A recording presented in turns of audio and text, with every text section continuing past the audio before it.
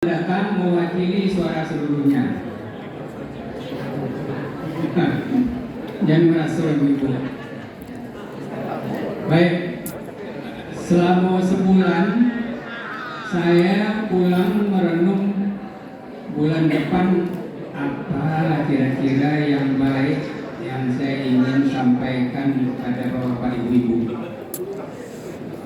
Kalau penyakit yang ingin saya sampaikan, penyakit itu banyak, ya. Dan beko mau sampaikan masuk kanan keluar tidak, dan tersangkui di tengah-tengah tidak boleh. Soalnya apa? Pita rekamannya itu betul adalah suak, ya. Jadi akhirnya saya putuskan untuk topik kita pada pagi hari ini yang ringan-ringan dan yang biasa-biasa saja, yaitu kenali kaki kita. Pak Anies Baswedan pertama kali diangkat jadi gubernur di DKI, itu yang pertama dia benahi adalah trotoar. Trotoar di jalan utama itu diperlebarnya. Dan apa alasannya, kata beliau, bahwa alat transportasi yang pertama diberikan Allah kepada kita manusia itu adalah kaki. Dengan kaki itulah kita bisa membawa mulai dari atas sampai ke bawah kemana yang kita mau. Jadi sedemikian pentingnya kaki itu. Maupun di atas mobil kita mobil canggih, kalau tidak ada kaki kita tidak bisa juga mobilnya jalan, harus digas, ya kan? Walaupun metik mobil kita, satu kaki pun harus aktif. Jadi kaki itu memang sangat penting, apalagi zaman kita muda-muda dulu kan, kaki itu penting kali. Jauh berjalan nak teraso, apalagi kalau di sebelah itu. Oke, baik. Jadi kaki kita ini memang sangat penting, Bapak Ibu. Kalau dilihat dari segi komposisinya, dia memang berada di paling bawah, ya, yang menginjak-injak bumi, ya, daya tarik bumi. Nah, bumi kita ini berputar sekitar 1670 km per jam.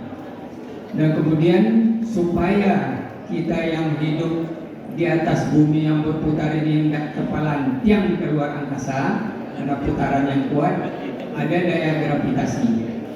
Daya gravitasi itulah yang mengikat kaki kita ini ke bumi, tidak tercampak. Tetapi setelah kita usia lanjut, kekuatan kaki kita itu mulai menurun. Tasanggung saya sebenarnya bisa jatuh. Nah, itu mengapa? Ya itu tadi. Kalau dari awal sebetulnya kaki kita ini 50-60% dari otot berada di kaki kita. Bayangin, jadi 50% dari otot. Makanya kalau balik daging awak kerja jawi aja yang kaki lampe minta daging paho, ya. Karena daging paho itu padat, lemaknya kurang. Ya, kaki kita ini dagingnya itu yang terbanyak di semua badan kita. Kemudian tulang kita itu ada sekitar 200 lebih ruas. Nah, itu 52 ruas berada di kaki kita. Jadi 1/4 dari tulang kita itu berada, yang terutama yang tulang panjang-panjang berada di kaki kita. Dan tulang itulah tempat bergantungnya otot-otot kaki kita yang besar tadi. Kemudian tujuannya adalah untuk supaya sanggup membawa badan kita berjalan setiap saat. Awak pergi ke kamar mandi, perahu kaki, pergi ke dapur, perahu kaki, pergi ke tetangga, perahu kaki, yang gitu. Nah, kemudian darah yang mengalir di badan kita itu kalau bapak-bapak sekitar, kalau masih sehat ya, itu sekitar 5 liter. Kalau ibu sekitar 4,5 liter. Itu kalau dihitung semua pembuluh darah yang mengaliri darah, itu 1 liter itu berada di kaki kita. Jadi memang 20% darah kita itu berada di kaki setiap saat. Nah, jadi memang ternyata kaki ini sangat istimewa disediakan Allah untuk kita. Kalau kita sudah tua, apalagi kalau kita tidak berlatih, itu mulai, terutama yang sangat cepat usia 50-an, kalau kita tidak melatih kaki kita dan otot-otot kita, dia mulai menciut, ya, mengampih, ya. Nah, itu ada satu keadaan yang dinamakan, mungkin Bapak Ibu pernah membaca di WA Group, sarkopenia. Pernah dengar? Ya, itu. Jadi itu adalah satu proses di mana otot-otot kaki, otot-otot kita ini secara menyeluruh, terutama otot anggota gerak kita mengempis, ya. Itu kalau dihitungnya 1% setahun. Jadi otot-otot kita ini, terutama otot kaki, itu kalau tidak kita latih, dia makin lama makin kecil. Yang paling terasa beko pahu Sarawak mungkin lapang rasanya, paling rangin dia. Nah, itulah mengapa banyak kejadian para lansia itu sering jatuh. Ya, tesan jalan kita ini ada sedikit yang menurun atau mendaki, tersandung kaki kita jatuh. Dan risiko jatuh itu yang banyak kejadiannya adalah patah tulang. Nah, itulah pentingnya Bapak Ibu supaya otot kita dan persendian kita yang sudah lanjut usia ini tetap kuat menopang tubuh kita. Perlulah kaki kita itu kita latih secara berkala. Ya, cara melatihnya juga enggak muluk-muluk, cukup berjalan kaki. Jadi ada kakinya di situ, berjalan dengan kaki. Ya, kalau yang kaki 4 kan berjalan dengan kaki dan tangan.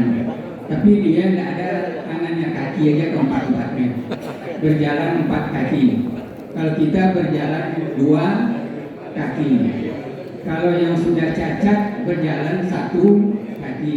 Kalau tidak ada kaki, tak boleh, ya kan? Nggak bisa jalan lagi.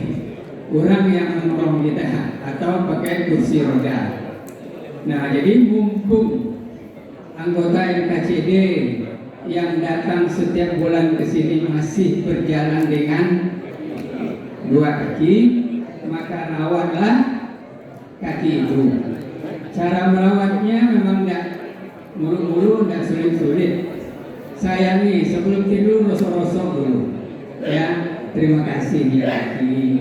Engkau sudah berjasa seusia aku, sampai usia aku sekarang, engkau masih tetap setia membawa aku kemana aku pergi. Terutama arisan KCD, aku nak perlu pakai kursi roda. Ya, jadi sayangi kaki kita. Kemudian kalau kita makan, makanlah yang banyak untuk kaki kita, terutama untuk pengembangan ototnya. Makan tahu abuy, makan tahu goreng, makan tempe goreng, makan ikan, ya. Jadi artinya protein supaya otot-otot kaki kita itu jangan cepat kempesnya, dan kalau kita latih dia cepat lagi besar lagi dia. Jadi makan penting, kemudian dilatih. Latihnya cukup jalan kaki aja, Bapak Ibu.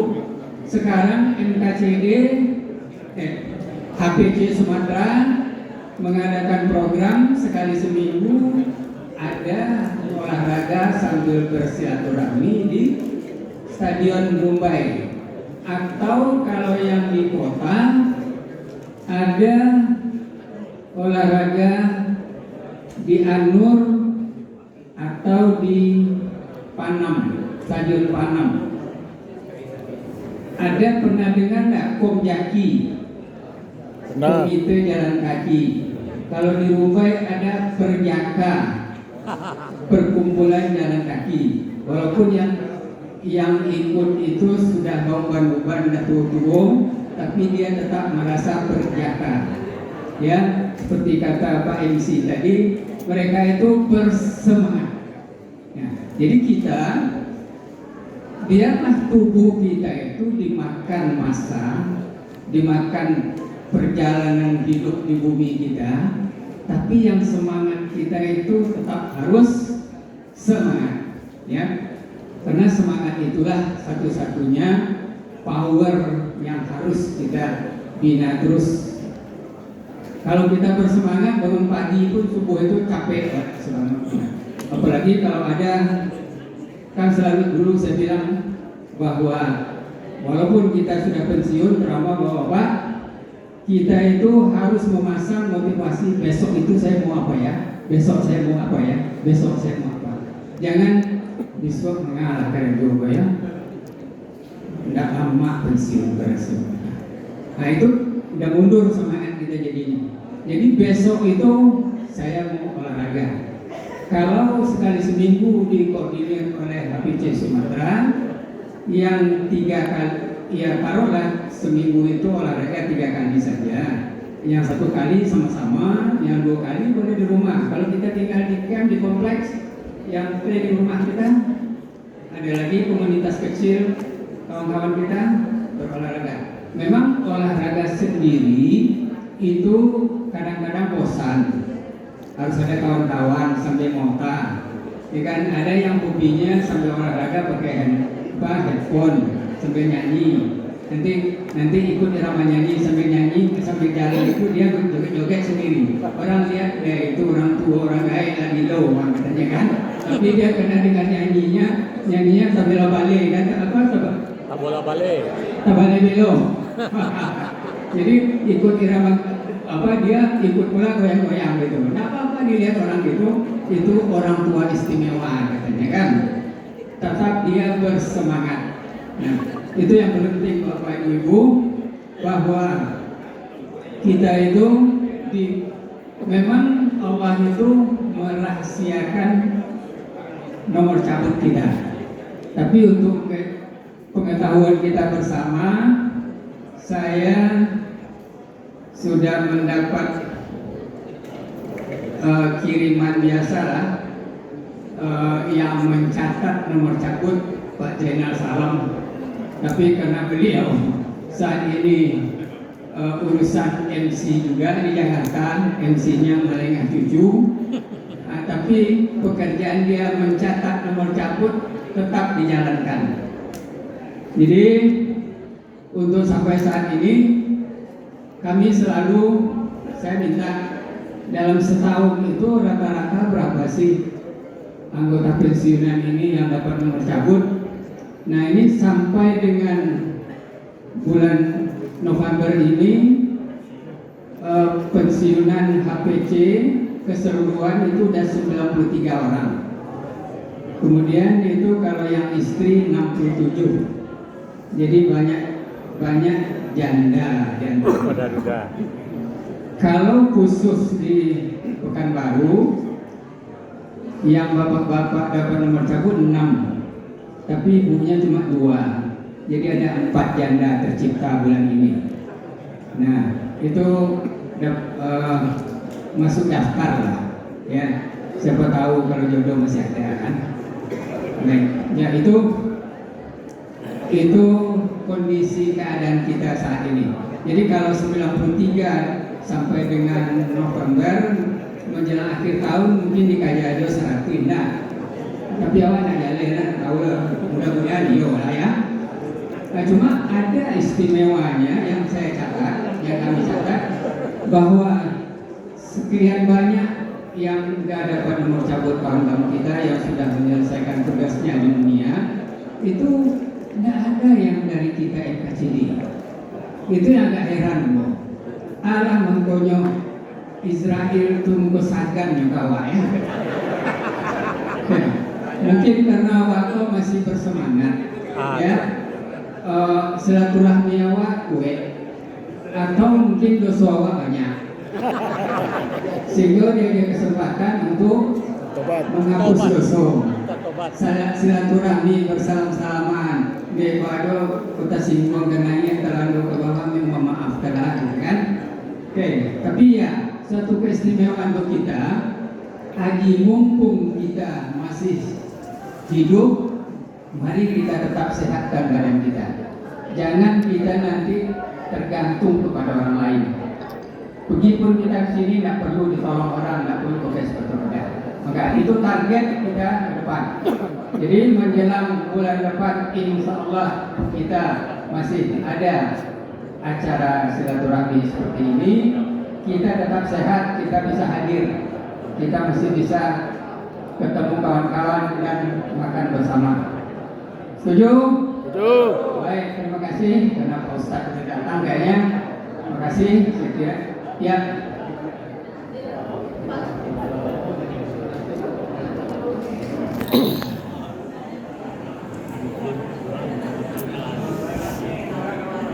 Dua menit saja karena Ustadz sudah datang. Singkat saja Pak Dokter.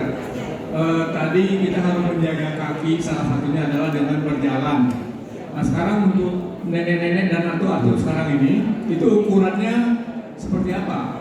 Karena ada nenek-nenek yang bilang juga, aku udah cukup nyapu di rumah, terus naik sekali naik ke atas lantai 2. Begitu saya Pak Dokter. Terima kasih. Baik. Pertanyaan yang bagus. Jadi istilah berjalan kaki itu sifatnya. Selamat datang Pak Ustadz. 2 menit lagi Pak Ustadz. Jadi walaupun kita sudah usia lanjut dan kemampuan kita bergerak atau berjalan itu tidak sama, nah itu jangan dipaksakan seperti tetangga kita atau kawan kita, oh dia 5 kilo sanggup. Kita jangan begitu, ya. Jadi kita melakukan kegiatan olahraga kaki itu sesuai dengan kemampuan kita, ya. Jangan kita mengambil kemampuan orang lain. Orang itu mungkin dari muda dia udah olahraga terus. Kita mungkin setelah pensiun baru mulai olahraga. Itu berbeda kemampuan kakinya. Jadi kita sesuaikan saja. Kalau hanya misalnya 15 menit saja, lakukan dulu 15 menit. Kemudian setelah biasa, hari demi hari, minggu demi minggu, jadikan setengah jam. Yang penting setiap mau olahraga itu ada pemanasan, ada latihan inti, ada pendinginan. Itu yang paling penting. Supaya apa? Supaya tidak nanti badan kita. Jadi harus pelan-pelan. Jadi nanti jangan sampai hari ini olahraga, besok pagi lutut lari. Itu karena kurang ada pemanasan dan pendinginan. Jadi saya kira itu bergeraklah atau olahraga sesuai dengan kemampuan kita masing-masing. Umur boleh sama, tapi kemampuan belum tentu sama. Jadi jangan lihat kiri kanan, tapi lihat diri kita sendiri. Yang penting ada keinginan kita untuk berolahraga tubuh. Itu yang paling penting kan. Dia tidak perlu prestasi, yang perlu maintenance kita. Jadinya dengan perlahan-lahan tapi terus-menerus kontinu. Jangan seminggu olahraga nanti sebulan libur. Nah itu nggak ada efeknya yang kita harapkan. Pokoknya sekali seminggu, jadi sebulan 4 kali, ya cukup dulu. Nanti bulan berikutnya ditambah jadi 6 kali, berikutnya jadi 8 kali, pelan-pelan. Ya, dampaknya nanti itu yang kita harapkan. Oke? Baik, terima kasih. Assalamualaikum warahmatullahi wabarakatuh.